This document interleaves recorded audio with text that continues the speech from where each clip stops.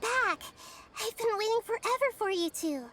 Are you ready to take your Sub-Zerius exam and graduate from the festival? Okay. First off, have you discovered the hidden truth?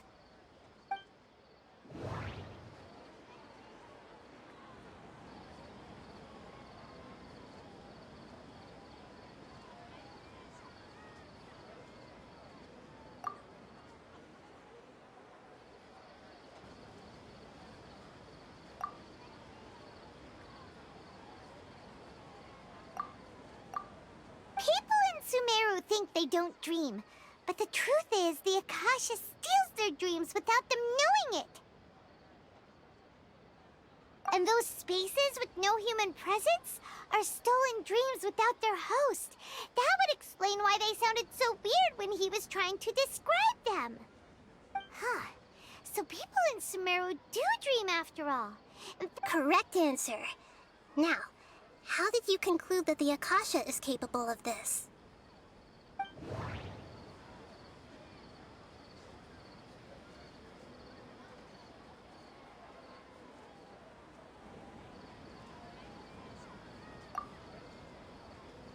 The Akasha relies on the power of a gnosis to operate. That doesn't sound right. I need to carefully... It is the manifestation of the God of Wisdom's power. Oh, okay. Those dreams... But is stealing everyone's dreams really... Dreams are fantastical, complex, and full of imagination. People's brains are the most active when they're dreaming. In other words, dreams are rich bundles of human wisdom. So in other words, the complete opposite of how Hypatia understood it. Paimon remembers her saying that the sages think dreams are foolish delusions, and the fact that no one dreams is a blessing from Greater Lord Rukkhadevata. So it was all a dirty trick? The real story is that the sages from the Academia are using the Akasha to... Oh? By the sounds of it, you understand the current situation pretty well. So then, what about the Samsara?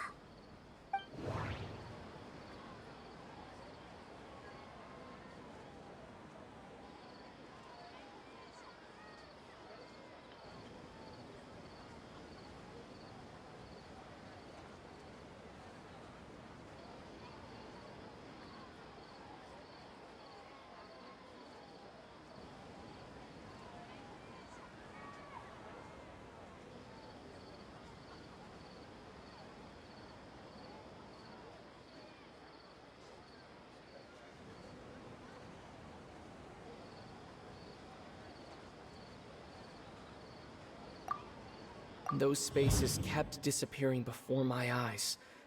But as soon as that beep sounded, many more spaces materialized.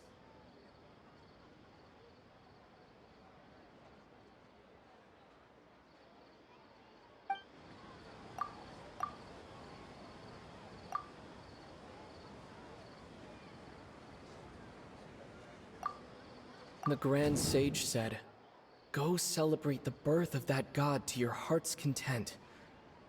Did he mean something more?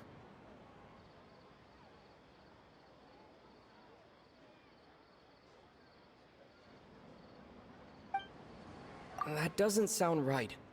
I need to... Those dreamscapes kept vanishing. But as soon as that beep sounded, more new spaces appeared.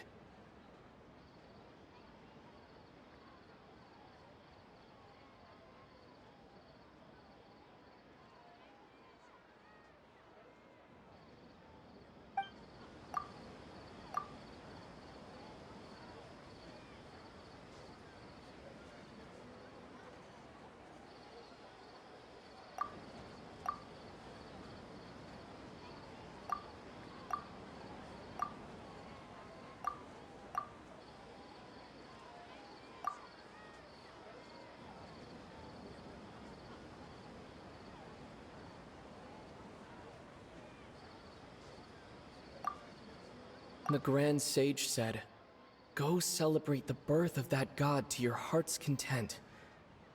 Did he mean something more?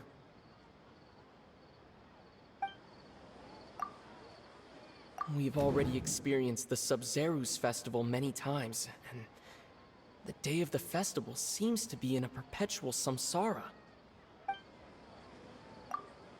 The beep is a prompt tone for Akasha operations. We still hear it every night, even though we removed our Akasha terminals.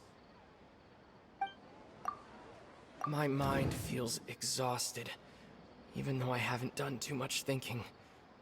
What is going on?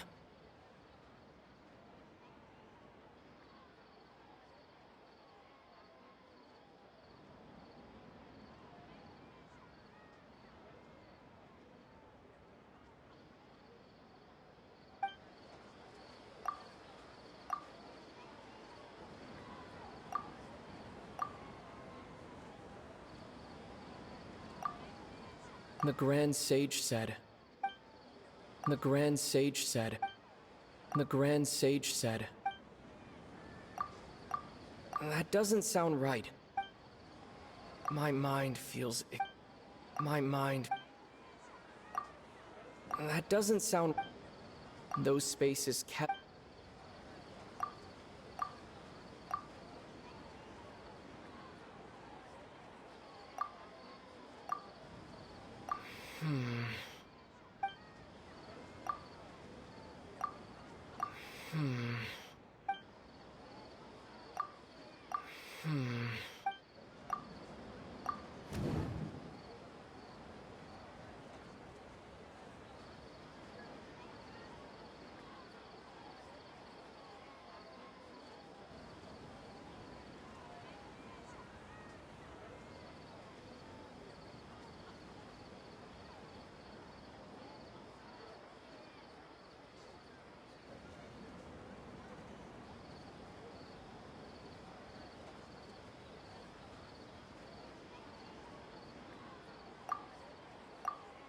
Correct. The Akasha is keeping each person's brain in a constant dream state, but also separating their consciousness from their own dream. Their disembodied consciousness is placed inside the collective dream of the Sub-Zerus festival along with everyone else's, while their now vacant dreams are harvested by the Akasha. No one is any the wiser as another day passes in the dream. People wake up to yet another dream about the Sub-Zerus festival. So, this is like a dream factory, and the Akasha is a dream harvesting machine. Did Paimon get that analogy right? Very good, Paimon. Using analogies well is an excellent habit to get into. Okay, so that beep we keep hearing is actually from our real-life Akasha terminals. Taking off our terminals in this dream doesn't do anything. Alright, last question. Who am I?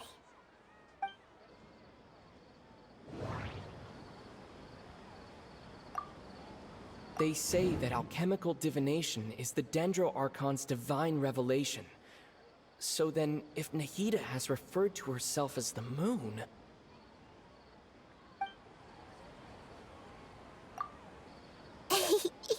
So you noticed. I thought that one would be the hardest question. That's why I put it last. That wasn't hard at all. Even Paimon guessed that. Everything about you is different. We just didn't want to expose you is all. Now that you mention it, Nahida, you've been hinting to us since the very beginning. It's funny. Thinking back to when we were asking all over the place for info about Lesser Lord Kusanali, Paimon didn't expect to meet you like this.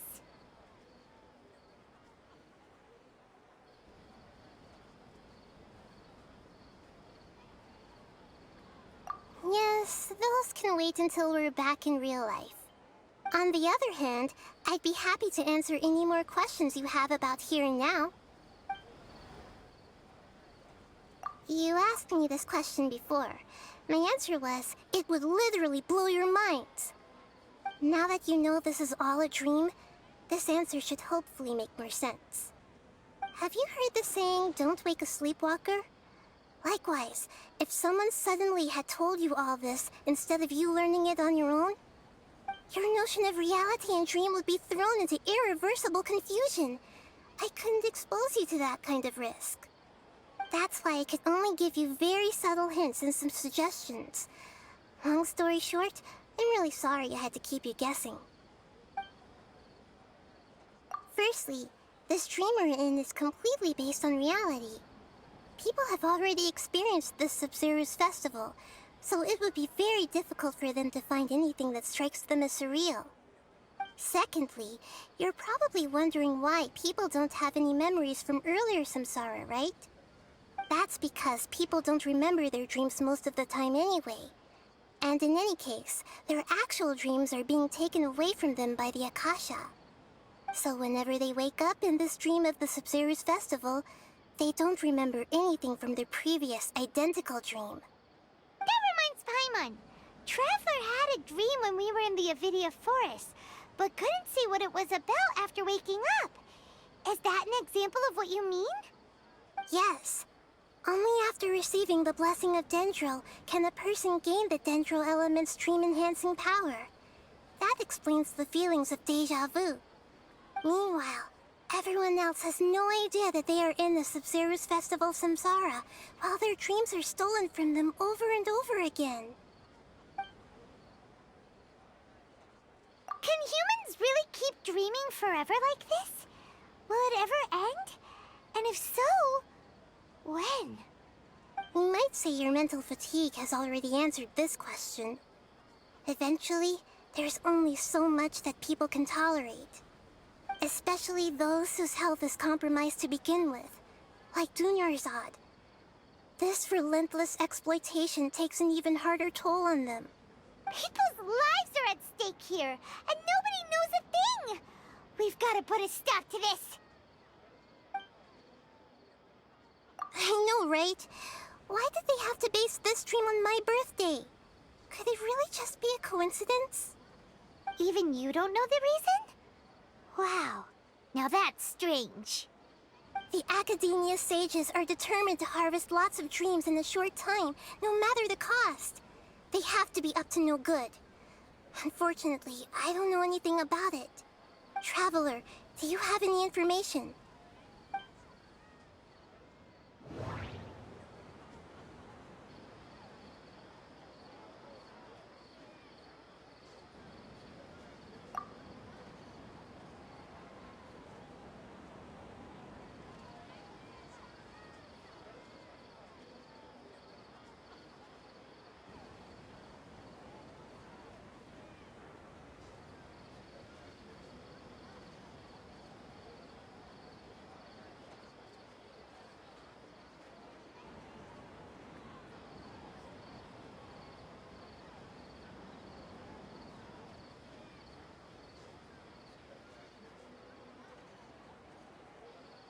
Those spaces remind me of dreams.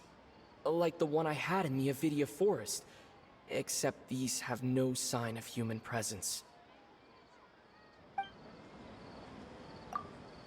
Okay, Nahida said the Akasha relies on the power of a gnosis to operate, as it is the manifestation of the God of Wisdom's power.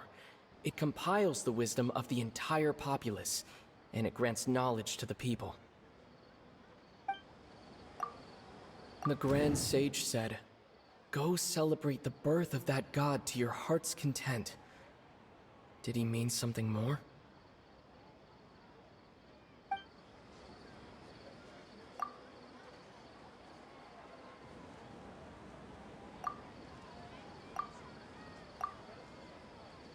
Okay, Nahida said...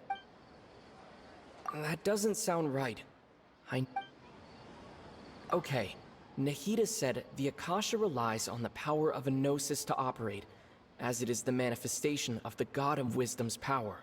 It compiles the wisdom of the entire populace, and it grants knowledge to the people.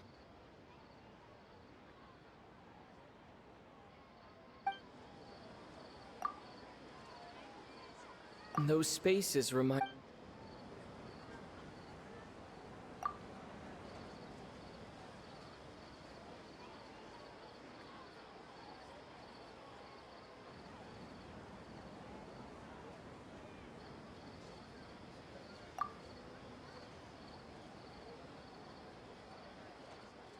So, Celebrate the birth of that god?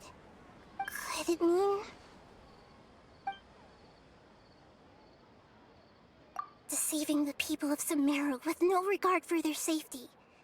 No matter what they're trying to do, this is unforgivable. After we end the Sub-Zero's festival, Samsara, we have to look into them. How can the sages of the Academia do this behind their Archon's back? This is ridiculous! In the end, I'm just the moon. The real sun is long gone. A sun and a moon? Nahida's talking in riddles again. Oh, we're out of time today. I'll tell you how to break free of the Samsara tomorrow. See you then.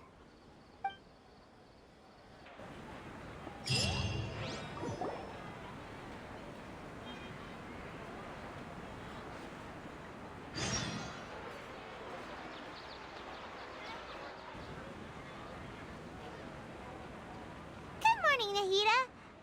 Wait. Now that Paimon remembers everything, should we instead say good morning, Lesser Lord Kusanali? Hey! What's wrong, Nahida? You don't look too good.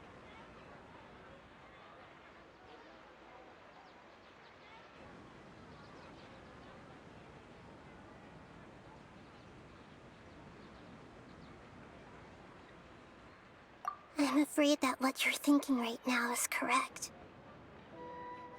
Did Dunyarzad already disappear? No way! Are we too late? The real Dunyarzad's consciousness has indeed disappeared. It can no longer endure the constant dream harvesting.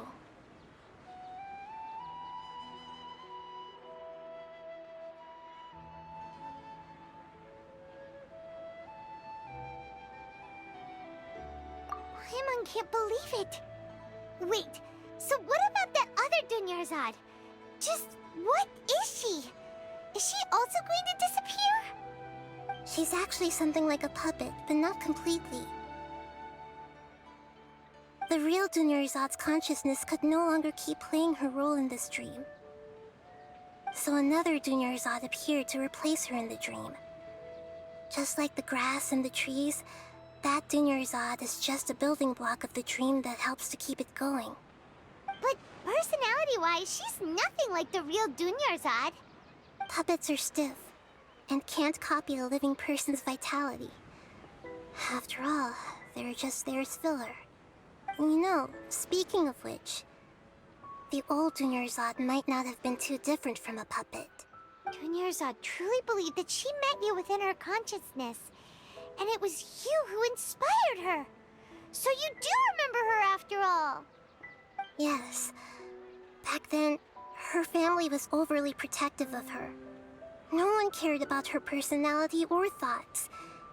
It was as if she only lived to stall her Elazar. I just gave her a little wisdom so she could look at life in a new way. So that she could be her own person. But even so, she still...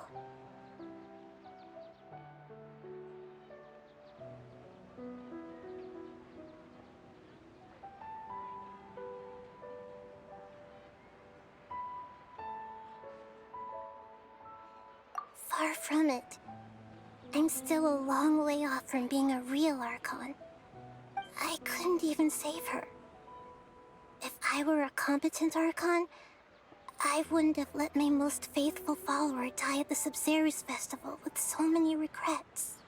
Please don't beat yourself up over it, Nahida. It's the sage's fault, and theirs alone. I'm not beating myself up.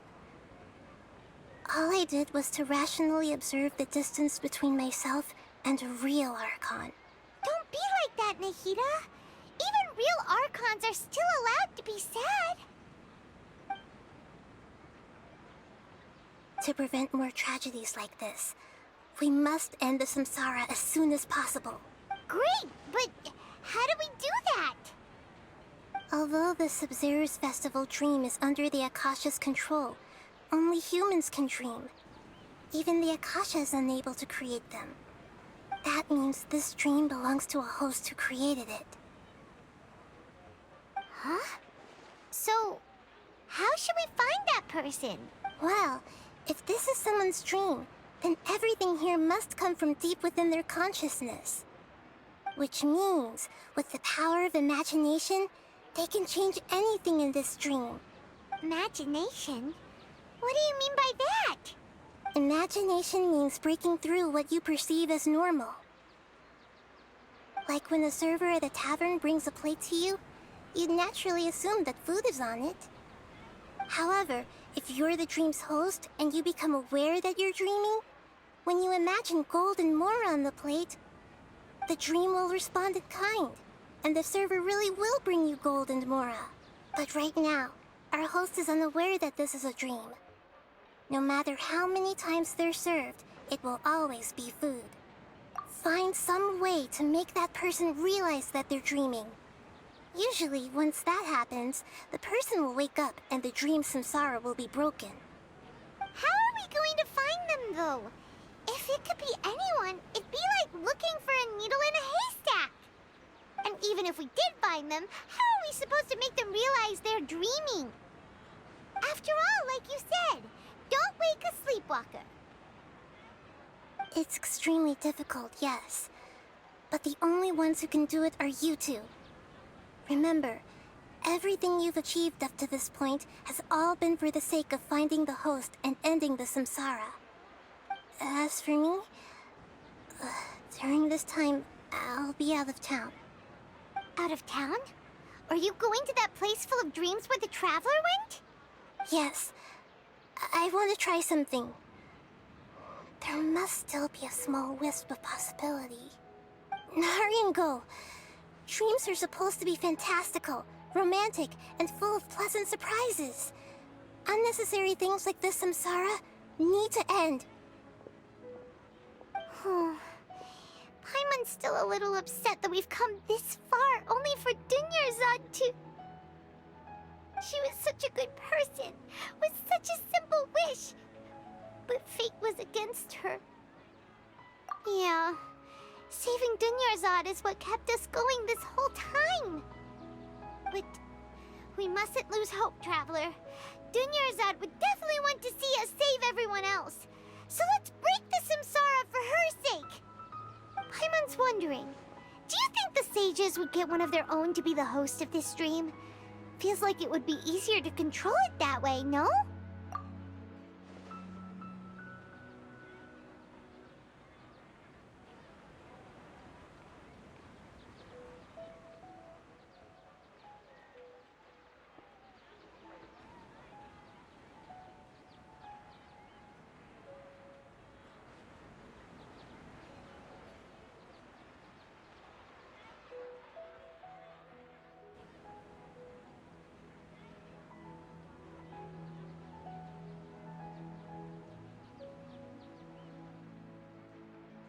Huh. That's true. Plus, the sages probably weren't counting on there being other factors beyond their control, like Nahida and us. So, who do you think the host of the dream is?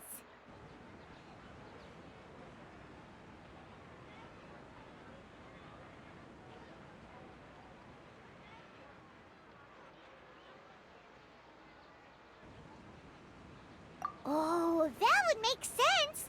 Ferris, the Knight of Flowers, is a symbol of the wholesome Zeru's festival, right? Pretty core character. Let's go ask him some questions, shall we?